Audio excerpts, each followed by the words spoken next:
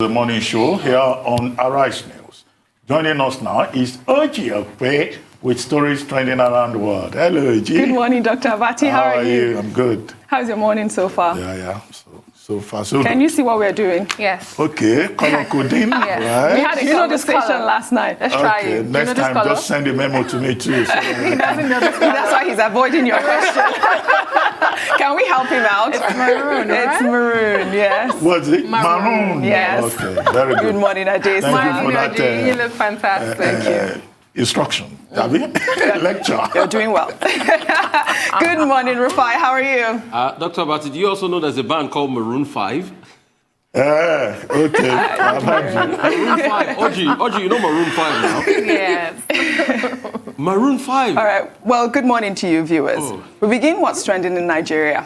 Reactions have trailed the directive by the federal government requiring the management of all federal tertiary hospitals across the country to commence the use of consultants and doctors from the pool of National Youth Service Corps to maintain routine services in place of resident doctors who began a strike on Monday.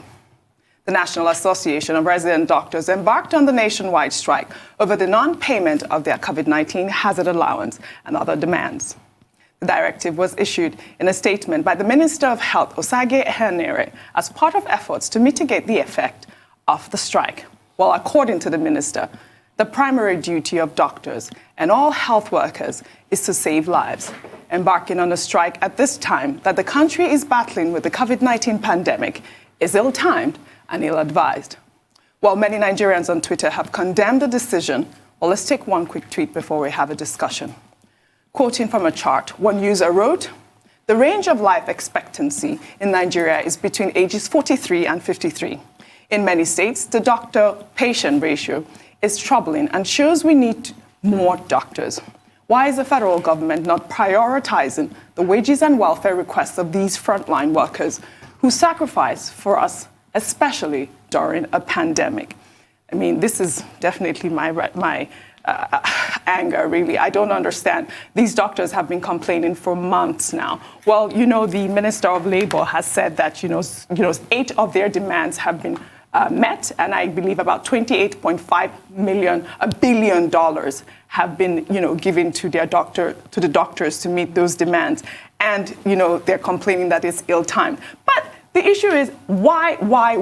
Why are the doctors that have been fighting for us being owed wages? That's my question. And it's a legitimate question everyone should ask. I mean, some of these demands date back to years, salary arrears, condition of work, and all of that. I used to say that the industrial action in the healthcare system in Nigeria is almost as constant as the rains. But with climate change, let me rephrase that. The industrial action in the Nigerian healthcare system is almost as constant as the rising of the sun. It will happen. And that's because you need to question, the seriousness we put into these negotiations when we go into them on the doctor side and on the government side. So what we see over the years is that there's always reneging of these promises on the government side. Yes, they have met some of these demands. And I heard the minister giving some further explanation yesterday, saying that sometimes it's bureaucracy. So some of their demands have to do with ministries beyond the Ministry of Health. You have that of finance. You have that of the head of service. For instance, their health insurance scheme. And, he said that the finance minister had promised him yesterday that they will start the disbursement of this fund. So we would appeal to the doctors to please, at a time like this where we have COVID, to please, see reasoning. We hear that they are still negotiating their meetings to be held continuously. I think even today they are meeting. Reasoning should please prevail because truly the resident doctors are the backbone of the Nigerian healthcare system. They make over 40% of the doctors we have. Yes. And the statement by the minister, perhaps you have that story, that the NYC doctors should Yeah, that's what I've just read. And so basically what they're saying is that they should just replace them, so that there wouldn't be a gap. That's it's what laughable. The minister is saying. I can't believe that came from the Minister of Health for Nigeria because he understands that the NYSC doctors simply cannot fill the space of resident doctors. And anybody in the healthcare system would tell you that, for free. They cannot perform the duties of the resident doctors. That was It's not trending possible. yesterday, and everyone was outraged about that. Well, I think that there is a problem here with regard to government labor relations and how conflicts, disagreements, disputes are addressed. You recall that in May, this same National Association of Resident Doctors served notice, gave the federal government a 14-day ultimatum about industrial action over these same issues that we're still talking about now in September. And at that time, they made an exception for doctors working in COVID-19 isolation and treatment centers. Yes. They didn't ask them to join. But somehow there were meetings. And then, of course, that strike action was suspended. This time around also, the NARD served notice that, look, our concerns have not been addressed.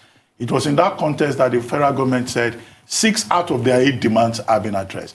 And the resident doctors, through their spokesperson, said, no, none of those demands, 8 demands, have been met. None.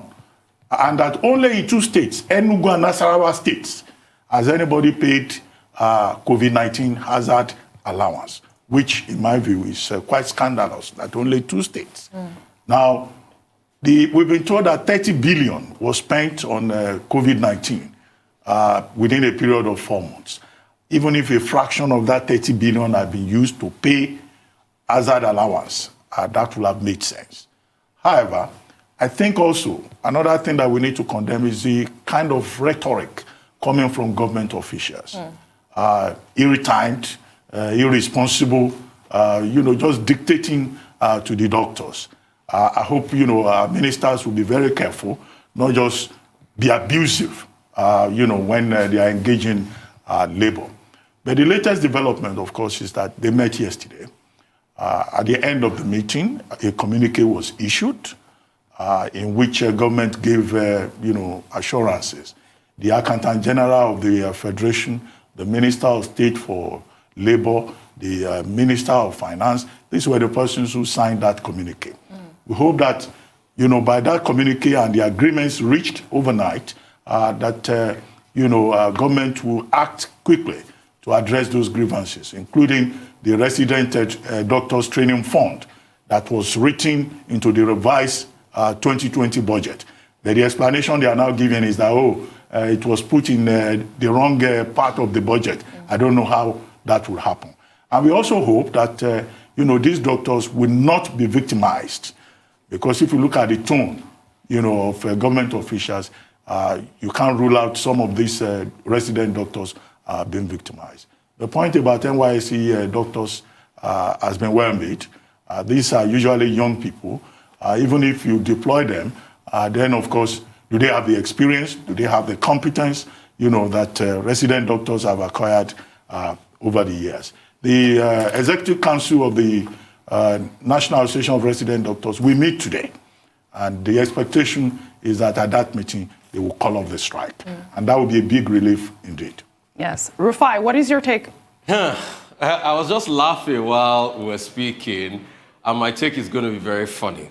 So in March 2018... Unfortunately, I cannot hear Rufai. It's a shame. So, I think others can hear me, Oji. Yeah, go ahead. In We're trying to fix that. March 2018, 500 doctors in the region of Quebec, Canada, wrote a petition to the government of Quebec that they should reduce their salaries because they were earning too much when nurses and patients, the money could be used to help nurses and patients. In fact, I went ahead to check.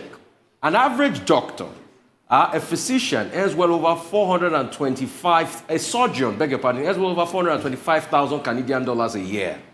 Ask me how much the Canadian Prime Minister earns in a year. 173,000 Canadian dollars. So it's better in Canada to be a physician than to be the Prime Minister. It just goes to show the value people have for doctors and profession and life. In Nigeria, the case is not the same. We've gone around resident doctor, and now it is very insulting, I should say, To think that NYSC doctors can do the job of resident doctors. Those resident doctors you are seeing, they are consultants in training. I'm sure the health minister knows, because he's a doctor, that after they leave that point, they become consultants. And when you become a consultant, you can only be a senior consultant. That's the highest echelon. So they are consultants in training in various areas. And some of them have got 2-3 years down the line. Takes for if you want to be a neurosurgeon, you will do more than 6 or 7 years down the line. You think you can throw out those experiences because you cannot meet their demands, and we are spending a lot of money on COVID. It's so easy to spend money on infrastructure on COVID. It's so easy to spend 30 billion. Anyway, that really made me laugh.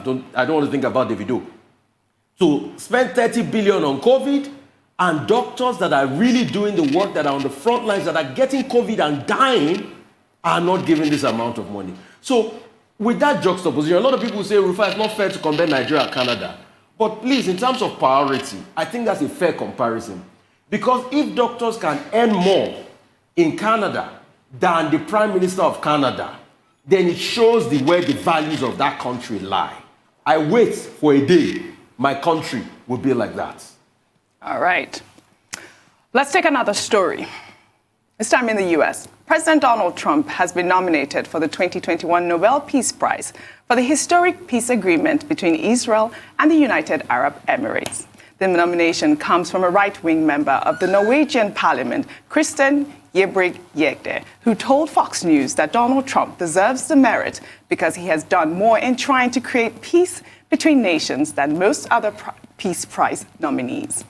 If Trump wins, he will follow in the footsteps of his predecessor, Barack Obama, who won it in 2009 for his efforts in strengthening international diplomacy and cooperation between people.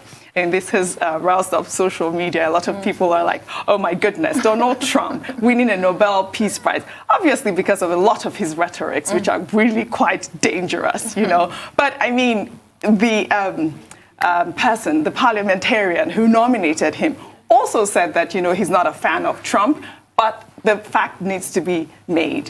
He has really done well in, you know, creating peace between the, you know, the two nations who have been at war for a while. But I believe also yesterday another trend that was making headlines was Adolf Hitler. When I saw Adolf Hitler trending, I was like, oh my goodness, because they were comparing him. Apparently, Adolf Hitler had been nominated jokingly in 1939 for a Nobel Peace Prize. Before we take a discussion, let's take that real tweet that is from journalist John Shapiro, who wrote, Trump is nominated for the Nobel Peace Prize for helping broker peace between Jews and Arabs in contravention of genocidal Iranian anti-Semitism.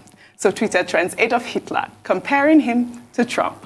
Good stuff, all. That was quite funny when I saw that. Indeed. Well, it's one thing to be nominated, it's another thing to win it. Yeah. And you know, I think it was in 2018, President Donald Trump had even suggested that he should win a Nobel Peace Prize because of what he had done in North Korea to de-escalate tensions there. You know, saying Kim Jong-un was his friend and he's done a lot there. But some people have actually said, beyond Donald Trump's rhetorics in America, gaslighting the country, he's done a lot in terms of international diplomacy. In fact, somebody was saying yesterday that since Jimmy Carter, the president of America, Donald Trump will be the next president who hasn't sent American troops to start a fresh war. In 39 years. In 39 years. So there's a record to that. So, I mean, it's interesting times. It's interesting times for me. Well, President Donald Trump was nominated in 2018 over North Korea by this same Norwegian parliamentarian and another person. But he didn't win at the time. And he was not happy about it. And it's something that he wants desperately, enthusiastically. You can't tell. Which was why, you know, the White House in Washington yesterday was celebrating this current nomination as if he had already won. Everybody was excited, from the White House spokesperson to his own supporters. And he himself went on Twitter. In less than 30 minutes, he sent out 17 tweets.